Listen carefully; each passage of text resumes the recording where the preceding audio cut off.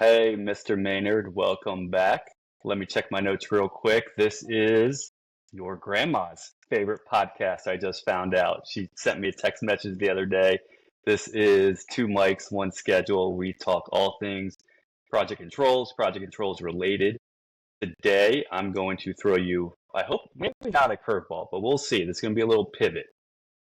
We're in a position, right, where not only do we both actively work on project controls projects, right? We're in the day to day, we open schedules, we're in the weeds, but we also staff and hire for these projects, right? And we're staffing a lot. We have a lot of open roles at Stelic that we're looking to get some really qualified candidates for. So what I'm curious is, take a breath. Hopefully, you know where I'm going with this, but what are your top three things that you, Mike Maynard, look for in a project controls engineer? The top three, I mean, knowledge is one, just how comfortable they are with different trades and different types of activities. But then also there's a personality aspect to be able to lead a room and be able to really control how that environment around you reacts when, keeping a level head and maintaining a good communication. Those are very kind of important for I guess that's really three because communication is really the biggest. So I heard knowledge base, Yeah, level headedness, and communication. yeah. In that order, or is that an unranked order? I like It, it. I would say it's not really a ranked order because they're all. If somebody's really good at one thing but they Hmm. lack on another thing, there is sometimes you can train them to be better, or you can work with them to really get the best out of them.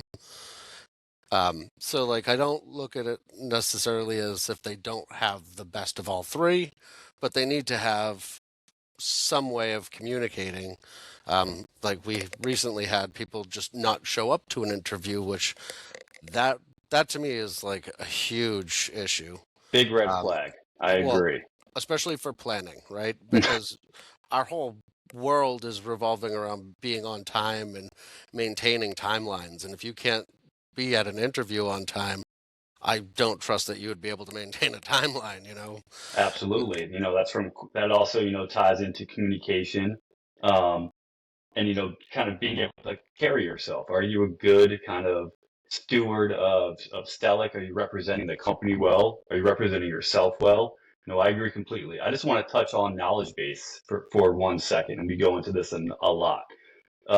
When we say knowledge base, I don't actually want to lead you. What do you mean by knowledge base? So knowledge base for me isn't just I understand the program. That's only one part of our job. You have to understand how all of those trades, all of those pieces need to fit. So that knowledge base, you have to understand like looking at drawings. You have to be comfortable looking at different environments, walking the site, looking around and, it's like a curiosity factor where you're just Mm, interesting and looking at everything, trying to learn more. And that really, when you have a person that's doing that, they tend to excel, and because they end up gaining more knowledge because they ask those questions, they go out and they want to know, like sincerely want to know, like, well, why do you have to put hangers in before you hang pipe? Well, because otherwise you're not going to hang anything, right? But it's like sure. also just trade layering when you're doing a project. Who goes first? Why do they go first? Um, So I'm listening to you, right? And yeah, let's, not even a hypothetical. This is real life. You're on a project site, and let's say you work mainly in life science. It's a pharmaceutical manufacturing facility. How many different superintendents are going to be there on site? uh, Three, uh, four. You'll have a general super. You'll have maybe an MEP super, maybe a CSA, core shell architect. yeah. I mean, Assistant supers.